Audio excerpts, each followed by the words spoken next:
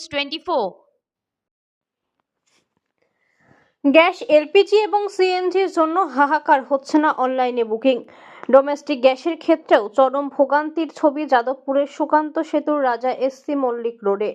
অনলাইনে হচ্ছে না বুকিং, আর সেই কারণে ইন্ডিয়ান গ্যাসের ব্রাঞ্চের সামনে লম্বা লাইন। কারো বাড়িতে 3 দিন গ্যাস ফুরিয়েছে, তবে কোনোভাবেই অনলাইন বুকিং করা যাচ্ছে না। ডিলারকে ফোন করলেও কোনো রেসপন্স করছেন না ডিলাররা। আবার কারোর ক্ষেত্রে গ্যাস বুকিং এর পর ওটিপি আসলেও এখনো পর্যন্ত বাড়িতে পৌঁছায়নি গ্যাস। স্বাভাবিকভাবেই বন্ধ রয়েছে বাড়িতে রান্না, যেই কারণে লম্বা লাইনে দাঁড়িয়ে রয়েছে গ্রাহকরা। অন্যদিকে গ্যাসের ডিলাররা যারা রয়েছেন তাদের পক্ষ থেকে মিলছে না কোনো রেসপন্স। কেন এই ভোগান্তির ছবি, কোনো উত্তর নেই তাদের কাছে। অন্যদিকে কসবার সিএনজি পাম্পেও একই ছবি, ঘন্টার পর ঘন্টা লাইনে দাঁড়িয়ে রয়েছেন গাড়ি চালকরা।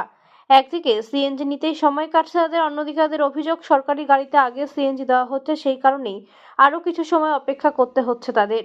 দিনের পর দিন চলছে এমনই, কিভাবে চলবে তাদের সংসার সে আশঙ্কা প্রকাশ করছেন তারা।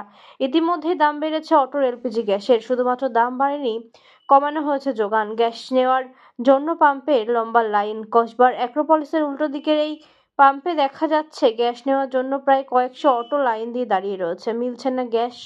ক্ষোভ প্রকাশ করছে অটো চালকরা। কলকাতা থেকে নির্জন নন্দের রিপোর্ট, NN News 24।